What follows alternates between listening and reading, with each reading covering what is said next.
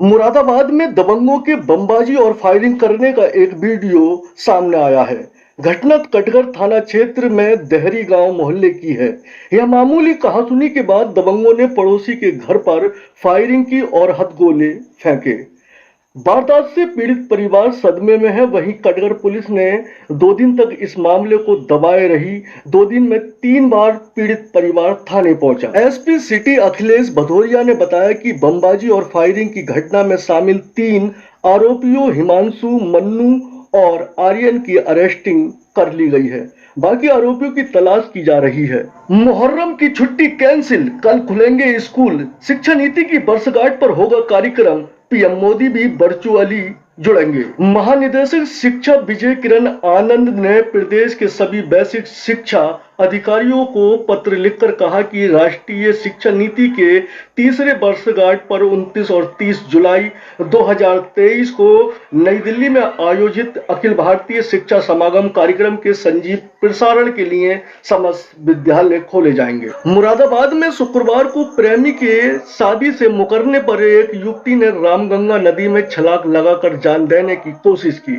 गनीमत रही कि युवती को एक राहगीर युवक ने देख लिया। युवक भी नदी में कूद गया, युवती को बचा लिया। हालांकि इस कोशिश में युवक की भी जान पर बनाई।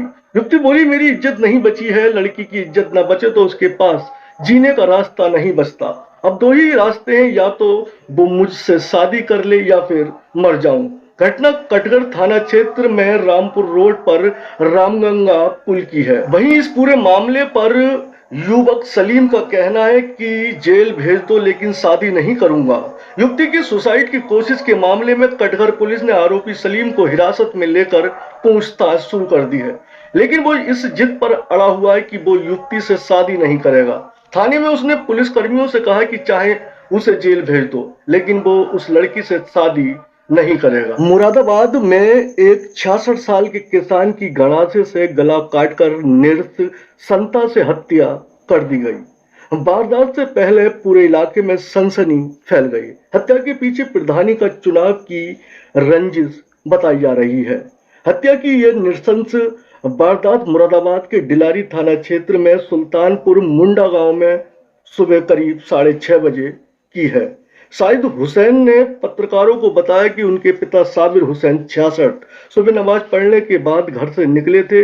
वो पास में ही पिलखन के पेड़ के नीचे बैठे थे, तभी हमलावरों ने उन पर पीछे से वार किया। 4 हमलावरों ने गंडासे के 3 बार करके उनकी गर्दन काट दी, जिससे साबिर हुसैन की मौके पर ही मौत हो गई। उत्तर प्रदेश के पूर्व मुख्यमंत्री और सपा अध्यक्ष अखिलेश यादव शुक्रवार को अजमेर में हैं। अजमेर में मीडिया ने सवाल किया कि आप सब बीजेपी को हराने के लिए एक हो गए, अगर आप जीते तो आपकी ओर से प्रधानमंत्री कौन होगा। अखिलेश ने जवाब देते हुए कहा कि हमारे पास तो बहुत चॉइस है। आपको महिला प्रधानमंत्री चाहिए तो वो भी मिलेगी, बुजुर्ग प्रधानमंत्री चाहिए वो भी मिलेंगे, आपको नए प्रधानमंत्री चाहिए तो वो मिलेंगे। बीजेपी के पास तो कोई चॉइस नहीं है। ब्लैक मेलिंग के आरोपों से घिरी युवती बोली, 11 साल से अफेयर, 2 बार अबॉर्शन कराया। पूर्व मंत्री के डॉक्टर बेटे ने मेरा सेक्सुअल हरेसमेंट किया। डॉक्टर नहीम की गर्लफ्रेंड ने कहा कि पूर्व मंत्री के बेटे से मेरा 2011 से अफेयर है। निकाह का झांसा देकर वह मुझसे लगातार फिजिकल रिलेशन बनाता रहा। वह हमेशा यही कहता है कि निकाह करके पत्नी बनाकर साथ में रखेगा। हमारे रिश्ते की जानकारी पूरे इलाके को है। मुरादाबाद में शुक्रवार शाम 5:30 बजे 11वीं की छात्रा ने सुसाइड कर लिया। उसका शव पंखे में लगे फंदे से लटका मिला। घटना से महज 30 मिनट पहले बॉयफ्रेंड से इंस्टाग्राम पर फोटो अपलोड करने को लेकर झगड़ा हुआ। दोनों ने एक दूसरे को सुसाइड करने की धमकी दी। 5 बजे योगेश छात्रा के घर आया। उसने पूछा, नेहा ठीक है? तो 5:30 बजे उसके पास फोन गया कि नेहा ने सुसाइड कर लिया। यह घटना मुरादाबाद के मझोला इलाके में मंडी समिति के पीछे स्थित एकता कॉलोनी की है।